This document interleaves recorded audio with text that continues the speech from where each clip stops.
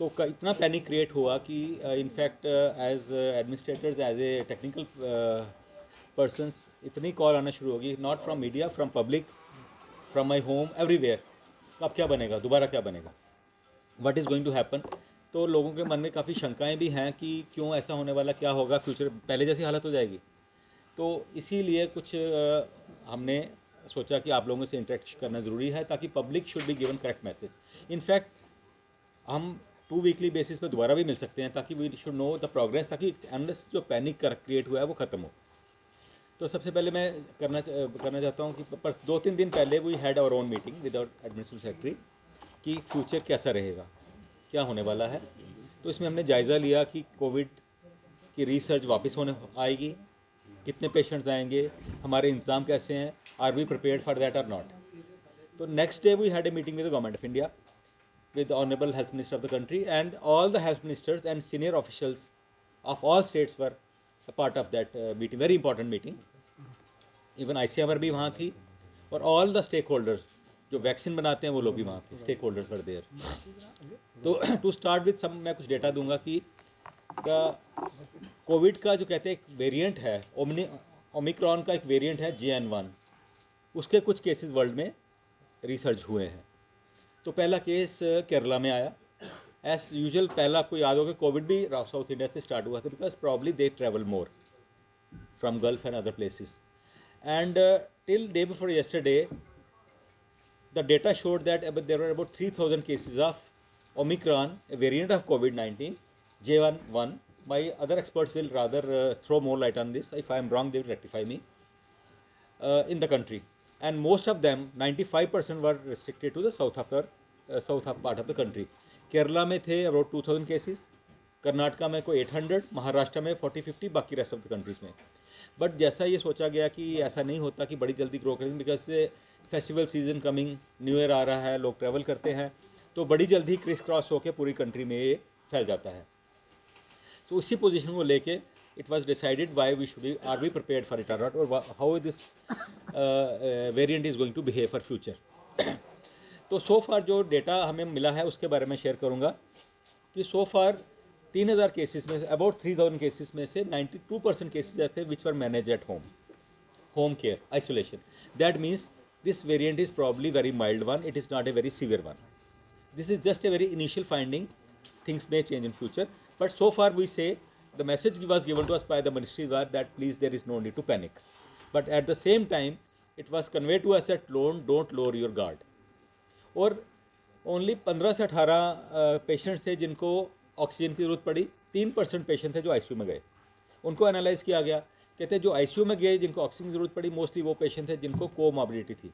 That means those were already suffering from some other severe disease. किसी को hypertension थी, किसी को डायबिटीज़ अनकंट्रोल्ड, सब डायबिटिक्स को नहीं है, जो अनकंट्रोल्ड थी, किसी को कैंसर था, मेलिग्नेंसी थी, किसी को किडनी फेलियर था, किसी को हेपेटिक फेलियर था, severe form, not the controlled one. So एक पैनिक ये भी खत्म होना चाहिए कि जिन सबको डायबिटीज़ है क्या सब वो ससेप्टेबल है, ऐसा नहीं है. सो फार जो पिक्चर सामने आ रही है वो ये आ रही है कि may be this is a very infective, जल्दी फैलता हो, बट मॉर्टेलिटी फर्टेलिटी ज़्यादा नहीं है, but things may change, it is very initial. तो इसलिए हमें बोला गया कि अपने आप को गार्ड जो है ना, अपने आप को गार्ड पे रखिए, लोअर मत कीजिए. तो कुछ सजेशंस दी गई मिनिस्ट्री की तरफ से. इनफैक्ट हमने एसओपी भी बनाए उसी बेस पे. पहली सजेशन दी गई कि 2 टाइप की इलनेसेस आइडेंटिफाई की. एक कहते हैं ILI, influenza like illness. Second is SARI, सारी, सीवियर एक्यूट रेस्पिरेटरी इन्फेक्शन. ये 2 कैटेगरी के इलनेसेस ऐसी हैं, सपोज़ किसी का गला ख़राब होता है, गले में खराश होती है, फीवर होता है, वीकनेस बहुत ज़्यादा है, या छाती जाम है, खटखट कर रही है, तो इनको इमीडिएटली हॉस्पिटल आना है और मेडिकल OPD में डॉक्टर्स को मिलना है. They should not set light on, इस पर ज़्यादा आपको बताएंगे. तो सेकंड पॉइंट ये बताया गया कि टेस्टिंग बढ़ा दीजिए. पहले ऑलमोस्ट आपने देखा कोविड की टेस्टिंग ख़त्म ही हो गई थी बीच में. इवन मैं अपने सेंटर में पता किया कि हम रूटीन में नहीं कर रहे थे, किसी किसी का कर रहे थे. तो this has totally change now. We are now increasing a testing. Our microbiology head will always tell you, अभी बताएंगे आपको टेस्टिंग कैसे इंक्रीज़ कर रहे हैं. 2 टाइप के टेस्ट होते हैं, एक RAT होता है, रैपिड एंटीजन टेस्ट, एक होता है RT-PCR. दोनों की कितनी एक्यूरेसी इस पर ये भी आपको बताएंगे. तो ये इंस्ट्रक्शन मिली है कि टेस्टिंग बढ़ा दीजिए, कोई भी सस्पिशियस केस है उसकी टेस्टिंग कीजिए, जिसकी मैं बताऊं हमारे पास पूरी फैसिलिटीज़ हैं। डॉक्टर हरजीत बताएंगे फील्ड में कैसा है, जीएमसी का पार्ट मैं बता पाऊँगा। तो हमने इनफैक्ट 2 कियोस्क भी सेट किए हैं, एक होएगा जीएमसी में, दूसरा होगा एसएमजीएस में, जहाँ पे टेस्टिंग की फैसिलिटीज़ क्रिएट किए जाएंगी। और ये भी बता दिया कि किसको टेस्टिंग करवानी है, वो भी बता दिया। Third point is use of mask. Again I strongly आप लोगों से रिक्वेस्ट करता हूँ, आप मीडिया के थ्रू पब्लिक को बताएं, जो क्राउडेड प्लेसेस पे जा रहा है, पब्लिक प्लेसेस पे जा रहा है, उसको मास्क ज़रूर पहने, चाहे बच्चा हो बूढ़ा हो। डिफ्रेंशिएट मत कीजिएगा कि बुजुर्ग है उसी को पहनना है। मैं यंग हूँ, मेरा बेटा यंग है, वो डिजीज़ के आजकल घर में बुजुर्ग को देगा। तो mask is the most inexpensive, सस्ता और इफ़ेक्टिव मेजर है इसको कंट्रोल करने का। तो सबको एडवाइस कीजिए मास्क ज़रूर पहने, सबसे सस्ता तरीका ये है। नेक्स्ट हमने किया कि दोस्त पेशेंट जिसको एडमिशन चाहिए होगी उसका क्या किया जाए। हमने एसएमजीएस में एज वेल एज जीएमसी में अपने वार्ड्स आइडेंटिफाई कर लिए। आइसोलेशन वार्ड भी हमारे पास 30 बेडेड है, और एक वार्ड नंबर 3 है, मेडिसिन हेड बताएंगे कितने बेड्स यहाँ क्रिएट किए गए, कितने पेडियाट्रिक्स में क्रिएट किए गए।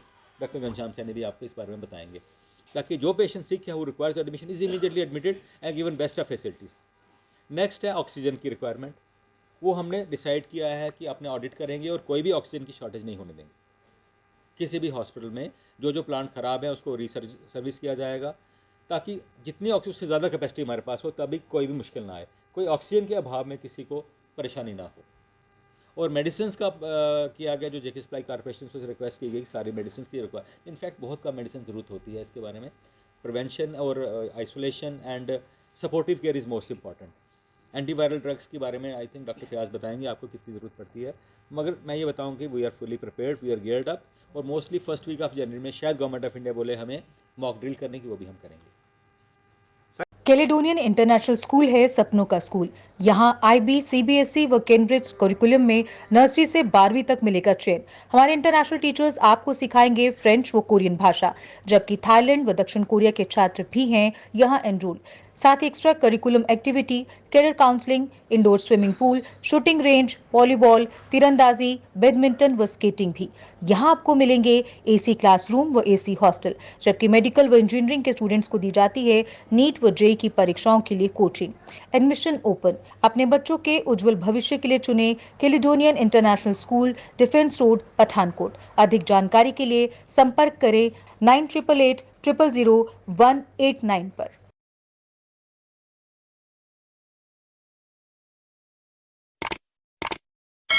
जम्मू कश्मीर की खबरों के लिए जुड़े रहिए JK अपडेट के साथ।